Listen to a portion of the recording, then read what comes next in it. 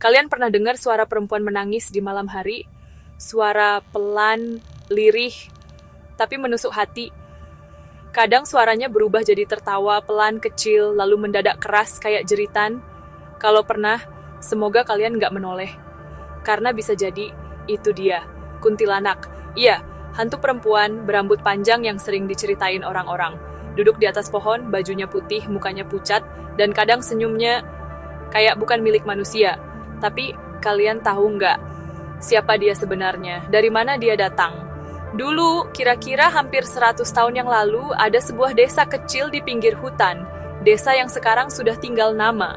Namanya Desa Rawageni. Sebuah desa yang sunyi, dikelilingi rawa-rawa dan pepohonan tinggi. Malam di sana gelap dan kabut sering datang tanpa aba-aba. Di desa itu tinggal seorang gadis muda bernama Sari Ayu. Umurnya belum sampai 20, tapi kecantikannya sudah terkenal sampai kampung seberang. Wajahnya bersih, kulitnya putih, dan senyumnya, senyum Sari itu menenangkan, katanya. Sejuk, bikin hati lelaki bergetar, bikin perempuan iri setengah mati. Sari anak satu-satunya dari pasangan Pak Karso dan Bu Murni, keluarga biasa yang tinggal di pinggiran desa. Hidup mereka sederhana. Setiap pagi, Sari bantu ibunya bikin kue untuk dijual ke pasar. Dia gadis yang rajin, sopan, dan sangat santun. Nggak pernah terdengar suara tinggi dari mulutnya. Tapi siapa sangka, hidup gadis sebaik itu bisa berubah jadi tragedi. Ceritanya dimulai waktu seorang mandor perkebunan, anak tuan tanah dari kota, datang ke desa itu. Namanya Rangga. Tinggi, tampan, dan katanya lulusan sekolah tinggi Belanda. Rangga datang ke desa itu untuk mengurus kebun teh milik keluarganya yang baru dibuka di kaki bukit. Pertemuan Rangga dan Sari terjadi secara nggak sengaja. Katanya, Rangga nyasar ke rumah Sari karena kehujanan waktu survei tanah.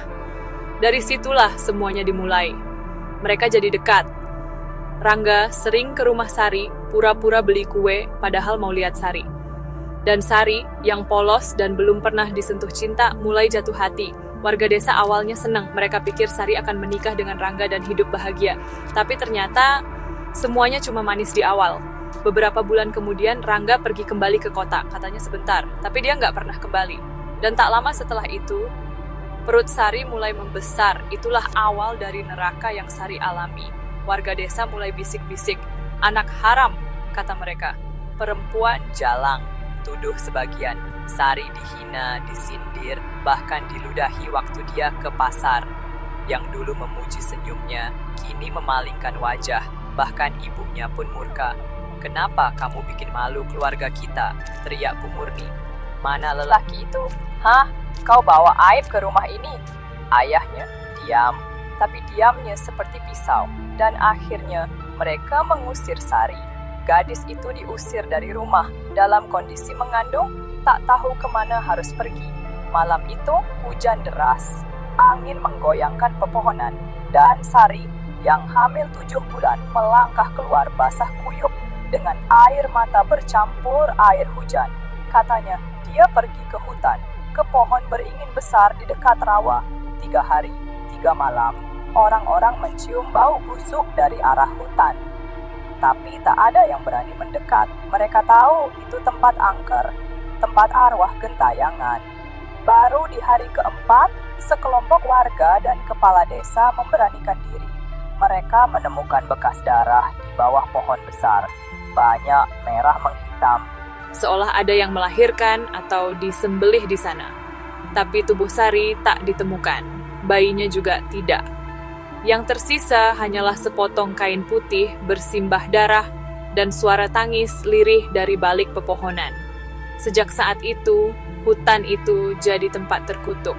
Suara tangis sering terdengar di malam hari. Kadang lirih seperti bayi, kadang seperti tawa perempuan. Anak-anak mulai kerasukan. Lelaki yang pulang malam kadang ditemukan pingsan di dekat rawa.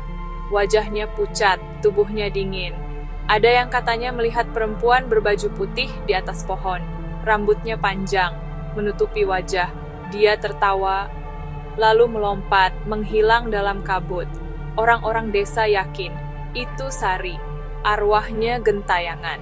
Mati dalam kesedihan, kemarahan, dan dendam. Dia mati tanpa ampunan, tanpa doa, tanpa kubur. Dan karena dia mati saat hamil, arwahnya jadi kuntilanak. Kuntilanak bukan cuma hantu. Dia adalah simbol, lambang perempuan yang dikhianati, perempuan yang dilukai, ditinggalkan, dan dibuang begitu saja. Dia membawa luka, kemarahan, dan rindu yang tak pernah selesai. Ada yang bilang, kuntilanak suka muncul saat bulan purnama. Kalau kalian mendengar suara bayi menangis di luar rumah tengah malam, jangan buka pintu, karena bisa jadi itu dia, mencari anaknya yang hilang. Ada yang percaya dia suka tinggal di pohon-pohon besar. Makanya, orang tua dulu selalu larang anak-anak main di dekat pohon beringin saat maghrib. Karena di sanalah dia menunggu, kadang dia memanggil nama.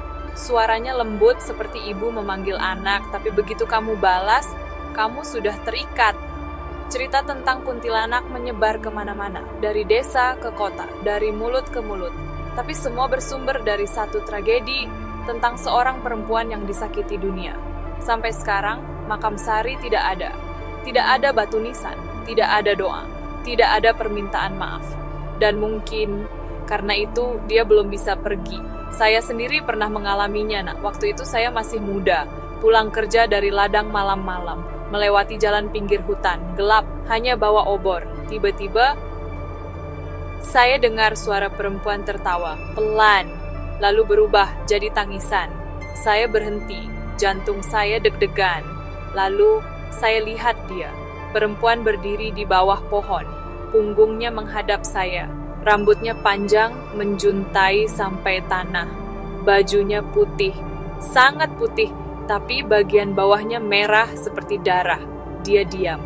Tapi saya bisa dengar napasnya. Saya pelan-pelan mundur. Tapi tiba-tiba, dia menoleh. Wajahnya, sampai sekarang saya masih ingat, matanya kosong. Mulutnya robek, senyumnya lebar, terlalu lebar. Dan suaranya tidak seperti manusia. Dia tertawa. Dan saya lari sekuat tenaga. Itu sudah puluhan tahun lalu, tapi saya masih ingat. Karena malam itu, saya tahu saya melihat Sari, perempuan yang dikhianati cinta, perempuan yang mati tanpa penguburan, perempuan yang kini kita sebut sebagai kuntilanak. Jadi, kalian yang dengar cerita ini, ingatlah satu hal.